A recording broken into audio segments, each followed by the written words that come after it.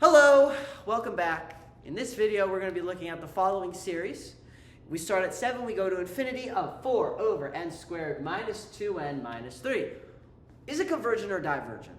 Okay, when you look at this, you might think that you have a telescopic series. You might, I don't know, but that's not the context of this problem. We are asked, are we going to use we're going to use a comparison test and a limit comparison test to figure this one out.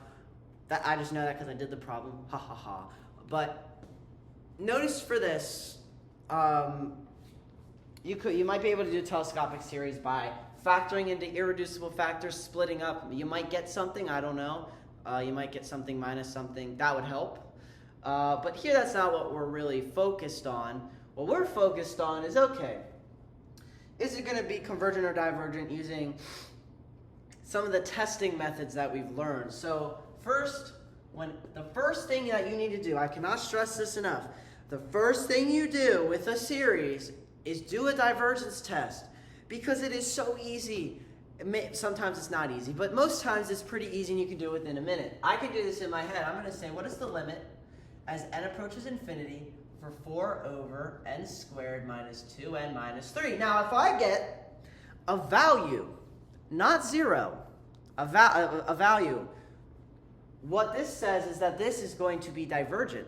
If I get 0 or some other value, well, what this is going to say is, okay, you are into little determinants, and I don't really know if I'm convergent or divergent. That's what it's going to tell you. It's going to be, I don't know. All right, let's do it.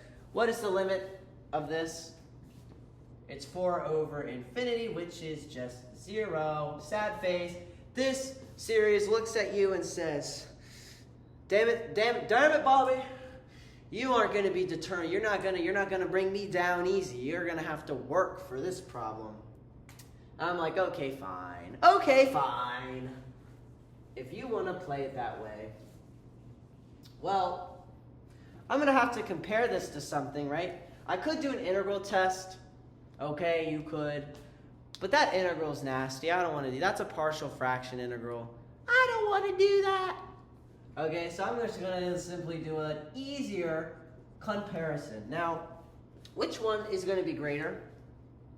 Think about how fractions work. If I increase the value of the denominator, that increases the value of the fraction. For example, we're going to decrease every time we add one to the denominator.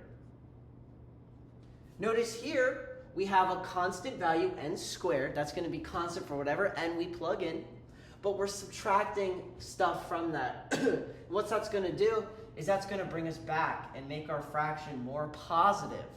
It's going to bring us in this direction. We're going to get a more positive fraction every time we plug it in when in comparison to this. So we know that this series is greater than this one. Okay, now let's think about what this series actually means.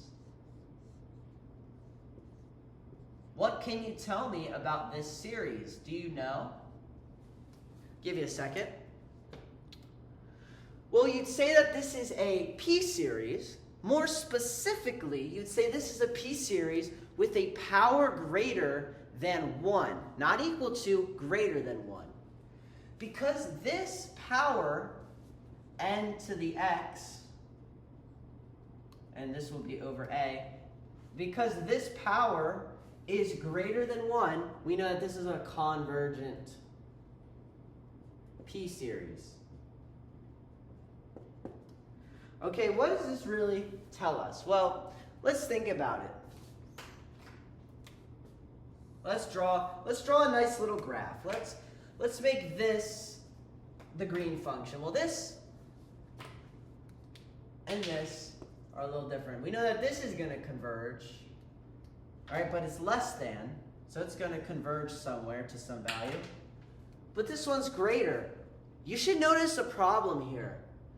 Our comparison test doesn't tell us anything about this one. It could converge, it could diverge, it could do anything in between, it could go in loop-de-loops and go off the page. We don't know, right? This is terrible. This doesn't tell us anything. This is where you should notice that you should be doing the comparison test, but now you should notice I'm going to need what's called a limit comparison test. All right? This is just absolutely beautiful. So because we didn't really get a definitive result from our actual comparison test, we're just going to do a limit comparison test. Basically take the limit as n approaches infinity for our initial series over our compared series. If we get a value and the limit exists, well then this here is going to tell us that it's either convergent convergent or divergent divergent. If these two are so dissimilar that that their limits are infinity, meaning that they just completely stray away from each other, well then we know that we can't make a relationship. We'll have to maybe do some other sort of test. But if we get a single value, we know that they're close enough together where they're just shifted off from each other, right? So let's go ahead and solve this here. We're just going to do a little bit of cleanup. We're going to say, okay, these are going to cancel, and this is going to be n squared over n squared minus 2n minus 3. Notice because this is in the denominator of a denominator, that's going to reciprocate it to the numerator. This is a denominator in a numerator, that's going to make it a denominator. Now that whole sentence just sounded awful, but bear with me. So what is this limit? Well, let's evaluate it here. This is going to be infinity over infinity. That is indeterminate, right? Remember El Hopital, he said, no. If you get infinity over infinity, that tells you nothing about the limit.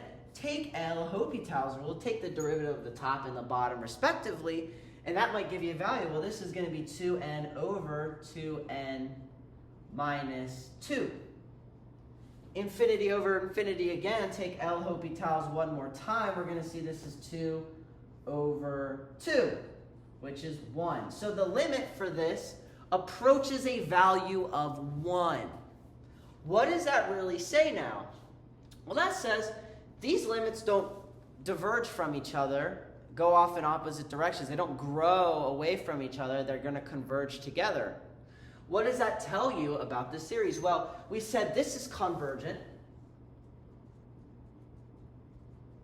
And if they have some sort of relationship, if they come together, well, this is also convergent.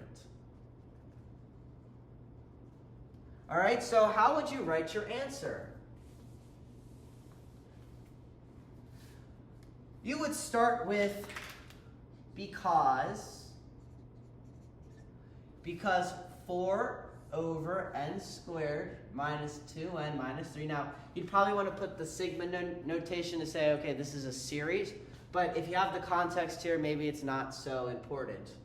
Because our initial series is greater than a p series, and 4 over n squared is convergent,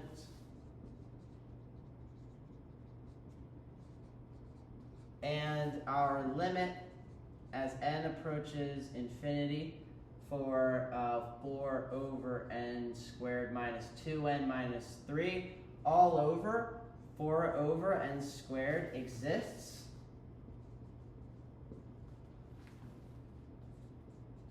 Our series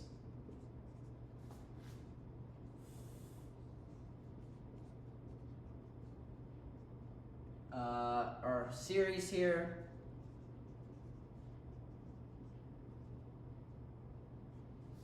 is convergent. Okay, so that was like a whole paragraph of just writing out our answer, but because we took that limit comparison test and it existed, we can say that our initial series is also convergent because we know that P series is convergent. Hope you guys enjoyed this video. If you did, please drop a like. Could you comment any questions? And please subscribe. I would greatly appreciate a subscribe from you. I work very hard to bring these videos to you, probably about 2 hours every day. But anyways, I hope that you have a wonderful day.